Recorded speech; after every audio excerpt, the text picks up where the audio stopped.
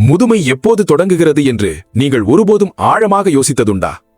அது உங்கள் முகத்தில் தோன்றும் சுருக்கங்களிலிருந்தா, அல்லது மெதுவாக நரைப்படும் முடியிலிருந்தா, இல்லை பலவீனமாகும் இதயத்திலிருந்தா?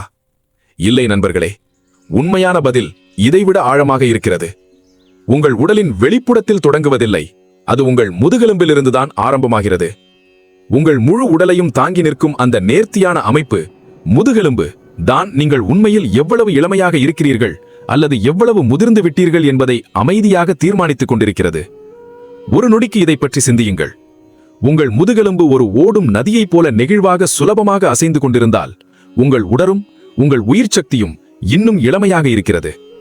ஆனால் அதே முதுகெலும்பு மெதுவாக கடினமடைந்து ஒரு கல்லை போல உறைந்து விட்டால், அதுவே முதுமையின் உண்மையான ஆரம்பம். அதனால்தான் முதுமை என்பது வயதின் எண்ணிக்கையில் இல்லை, அது உங்கள் உடலின் நெகிழ்வில், குறிப்பாக உங்கள் முதுகெலும்பின் நிலையில்தான் மறைந்து கிடக்கிறது. உண்மையான வயது எது?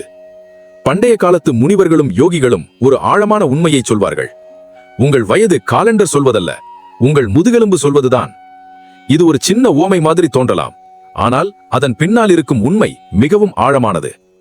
இன்றைய நவீன அறிவியலும் இதையே வலியுறுத்துகிறது. உடலின் நெகிழ்வுத்தன்மை, குறிப்பாக முதுகெலும்பின் இயக்கத்திறன், ஒருவரின் உடல் ஆரோக்கியத்தையும் உயிர் சக்தியையும் தீர்மானிக்கும் முக்கியமான அளவுகோலாக கருதப்படுகிறது. நீங்கள் கவனித்து பார்த்தால் 100 வயதை கடந்தும் ஆரோக்கியமாக சுறுசுறுப்பாக வாழ சிலரை காணலாம். அவர்களின் ரகசியம் எதுவென்றால், அவர்களின் முதுகெலும்பு இன்னும் நெகிழ்வாக சுலபமாக அசையக்கூடியதாக இருப்பது. அவர்கள் உடல் அசைவுகள் கட்டுப்படாமல் சுதந்திரமாக இருக்கும்.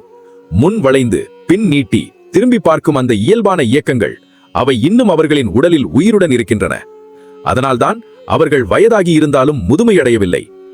மாறாக, இன்றைய காலத்தில் பலர் இளமையான வயதிலேயே முதுகுவலி, கழுத்து உறைவு, உடல் கடினம் போன்ற பிரச்சனைகளை அனுபவிக்கிறார்கள். ஏன்? ஏனெனில் அவர்களின் முதுகெலும்பு மெதுவாக நெகிழ்வை இழக்கிறது, அசைவுகள் குறைகின்றன, உடல் மெதுவாக உறைவு நிலைக்கு செல்கிறது. இதுதான் உண்மையில் முதுமையின் ஆரம்பம். அதனால் உங்கள் உண்மையான வயது உங்கள் பிறந்த தேதியில் இல்லை, அது உங்கள் முதுகெலும்பின் நெகிழ்வில் மறைந்து கிடக்கிறது.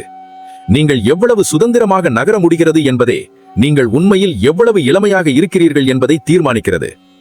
ஆயிரக்கணக்கான ஆண்டுகளுக்கு முன்பே இமயமலை யோகிகளும் சீன தாவோ குருக்களும் திபெத்திய துறவிகளும் மனித உடலின் இந்த ஆழமான ரகசியத்தை தெளிவாக அறிந்திருந்தனர். அவர்கள் பார்வையில் மனித உடல் என்பது வெறும் எலும்புகளும் தசைகளும் கொண்ட அமைப்பல்ல, அது ஒரு உயிரோட்டமான ஆற்றல் மண்டலம். சமஸ்கிருதத்தில் முதுகெலும்பை மேருதண்டம் என்று அழைக்கின்றனர். மேரு என்பது புராணங்களில் குறிப்பிடப்படும் புனித மலை, தண்டம் என்பது தூண் அல்லது ஆதாரம். அதாவது மேருதண்டம் என்பது உங்கள் உடலின் மையத்தூண் மட்டுமல்ல, உங்கள் உயிர் சக்தி சுழலும் அச்சு. உங்கள் உடல் நிலை, சமநிலை, அசைவு, மேலும் உங்கள் உள்ளார்ந்த ஆற்றல், இவை அனைத்தும் இந்த மேருதண்டத்தின் நிலைப்பாட்டோடு நெருக்கமாக இணைந்துள்ளன என்று பண்டைய ஞானிகள் கருதினர். யோக சாஸ்திரங்களில் முதுகெலும்பின் மையப்பகுதிக்குள் சுஷும்னா நாடி எனப்படும் கண்ணுக்கு புலப்படாத ஒரு சக்தி பாதை ஓடுகிறது என்று கூறப்படுகிறது.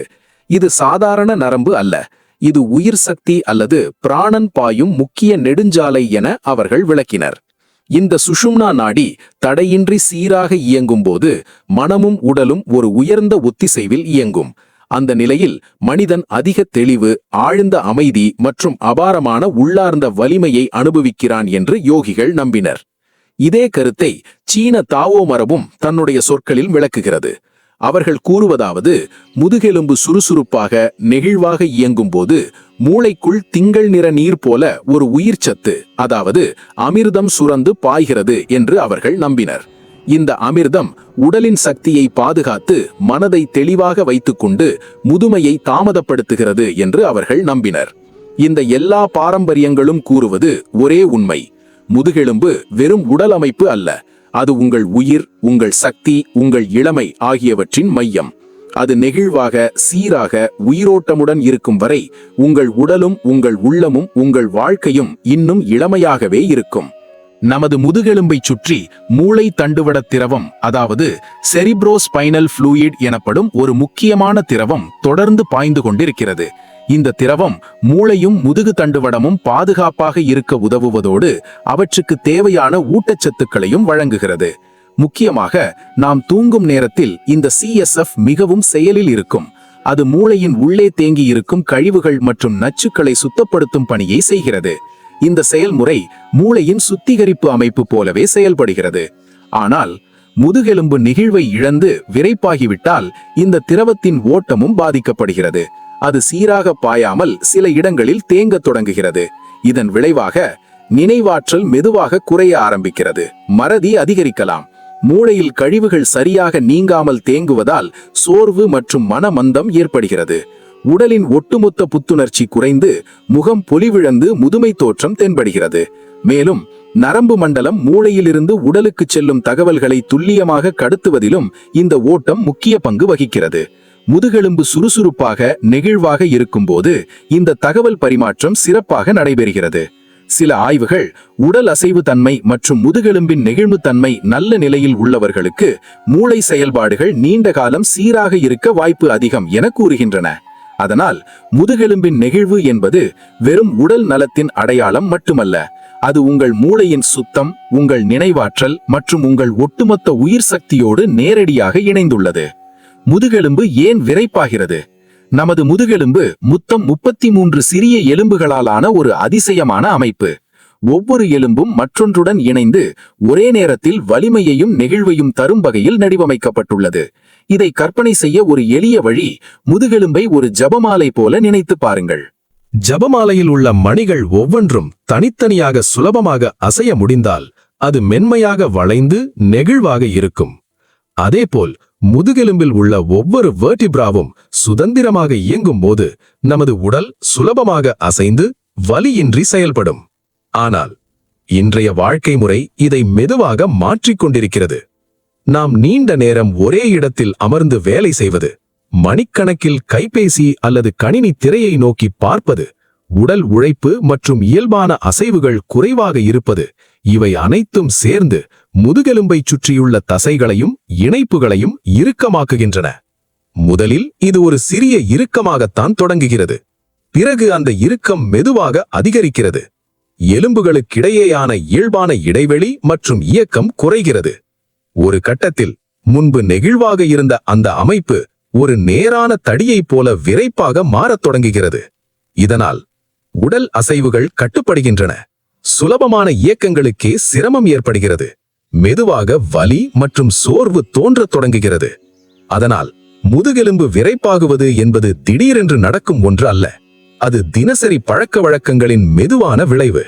நாம் எப்படி உடலை பயன்படுத்துகிறோம் என்பதே நமது முதுகெலும்பு நெகிழ்வாக இருக்குமா அல்லது விரைப்பாக மாறுமா என்பதை தீர்மானிக்கிறது. இனி இளமைக்கான 3 நிமிட பயிற்சி பற்றி தெரிந்து கொள்ளுங்கள். Spinal wave. எந்த மருந்து மாத்திரைகளும் இன்றி உங்கள் முதுகெலும்பிற்கு மீண்டும் உயிரோட்டத்தையும் நெகிழ்வையும் தரக்கூடிய ஒரு எளிய ஆனால் சக்தி வாய்ந்த ஒரு பயிற்சி ஸ்பைனல் வேவ். இது யோகா மற்றும் இயல்பான உடல் அசைவுகளின் அடிப்படையில் உருவான ஒரு மென்மையான நடைமுறை. தினமும் சில நிமிடங்கள் செய்தாலே உங்கள் உடலில் பெரும் மாற்றத்தை உணர முடியும். வேருண்டுதல். நேராக நிமிர்ந்து நில்லுங்கள். உங்கள் பாதங்கள் தோள்பட்டை அகலத்தில் இருக்கட்டும். உடல் எடை இரு கால்களிலும் சமமாக பகிரப்பட்டிருக்க வேண்டும். கண்களை மெதுவாக மூடி ஆழமாக மூச்சை 3 முறை இழுத்து விடுங்கள். உங்கள் கவனம் முழுவதும் உங்கள் உடலின் மையத்திற்கும் குறிப்பாக முதுகெலும்பிற்கும் திருப்புங்கள். உடல் மெதுவாக தளரத் தொடங்கும். இப்போது உங்கள் இடுப்பை மெதுவாக முன்னோக்கி தள்ளுங்கள். அதே நேரத்தில் உங்கள் வால் எலும்பு சிறிது மேலே நகரும் உணர்வை கவனியுங்கள். இந்த அசைவு மிக மென்மையானதாக இருக்க வேண்டும், திடீர் ஜெர்க்ஸ் இல்லாமல். இதுதான் அடுத்த அசைவிற்கான தொடக்கம். இடுப்பில் தொடங்கிய இந்த அசைவை தண்ணீரில் எழும் அலையைப் போல கற்பனை செய்யுங்கள். அந்த அலை உங்கள் கீழ் முதுகிலிருந்து மெதுவாக மேலே நகரட்டும். பிறகு நடுமுதுகு, அதன் பின் மேல் முதுகு என ஒவ்வொரு பகுதியும் ஒன்றன் பின் ஒன்றாக நெகிழட்டும். இறுதியில் அந்த அலை உங்கள் கழுத்தை எட்டும் போது உங்கள் தலை மெதுவாக பின்னோக்கி சாய வேண்டும். இந்த முழு அசைவு ஒரே ஓட்டமாக சீரான ரிதமில் நடைபெற வேண்டும். இப்போது அந்த அலையை எதிர் திசையில் நகர்த்துங்கள். முதலில் தாடை மெதுவாக மார்பை தொடட்டும். பிறகு கழுத்து, மேல் முதுகு, நடுமுதுகு, இறுதியாக கீழ்முதுகு என முதுகெலும்பு ஒவ்வொரு பகுதியாக மீண்டும் அதன் இயல்பான நிலைக்கு திரும்பட்டும். இந்த இறக்கம் கூட ஒரு மென்மையான அலை போலவே இருக்க வேண்டும், தடையில்லாமல் ஓட்டமாக. இந்த ஒரு முழு சுற்றுதான் ஸ்பைனல் வேவ். இதனை தினமும் காலை வெறும் 3 நிமிடங்கள் மட்டுமே தொடர்ந்து செய்யுங்கள். ஒரு சில நாட்களிலேயே உங்கள் முதுகில் இருக்கும் இறுக்கம் குறைவதை உணர்வீர்கள். ஒரு வாரத்தில் உங்கள் உடல் சற்றே லேசாகவும் அசைவுகள் சுலபமாகவும் மாறும். நெகிழ்வான முதுகெலும்பு, சுறுசுறுப்பான உடல், இளமையான உணர்வு. முதுமை என்பது தவிர்க்க முடியாத விதி அல்ல, அது நாம் நம் உடலை எப்படி பராமரிக்கிறோம் என்பதன் பிரதிபலிப்பு. உங்கள் முதுகெலும்பு எவ்வளவு நெகிழ்வாக இருக்கிறதோ அவ்வளவு இளமையாக உங்கள் உடலும் உங்கள் உணர்வும் இருக்கும். அதனால்தான் வயது என்பது ஒரு எண் மட்டுமே, ஆனால் நெகிழ்வு என்பது உங்கள் உண்மையான நிலை. இன்றே ஒரு உறுதி எடுத்துக் கொள்ளுங்கள். என் உடல் நீரைப் போல சுதந்திரமாக பாய்கிறது. நான் எப்போதும் நெகிழ்வாகவும் உயிரோட்டத்துடனும் இருப்பேன். இந்த எண்ணம் வெறும் வார்த்தைகள் அல்ல, இது உங்கள் உடலையும் உங்கள் மனதையும் மாற்றக்கூடிய ஒரு திசை. இளமையின் ரகசியத்தை அறிந்த நீங்கள் இனி பழைய பழக்கங்களில் வாழ வேண்டியதில்லை. ஒரு புதிய உடல் உணர்வுடன் ஒரு புதிய மனிதராக வாழத் தொடங்குங்கள். இந்த தொகுப்பு உங்களுக்கு பயனுள்ளதாக இருந்தால் அதை உங்களுக்குள்ளே வைத்துக் கொள்ளாமல் மற்றவர்களிடமும் பகிருங்கள். ஏனெனில் ஆரோக்கியம் பகிர்ந்தால்தான் பெருகும்.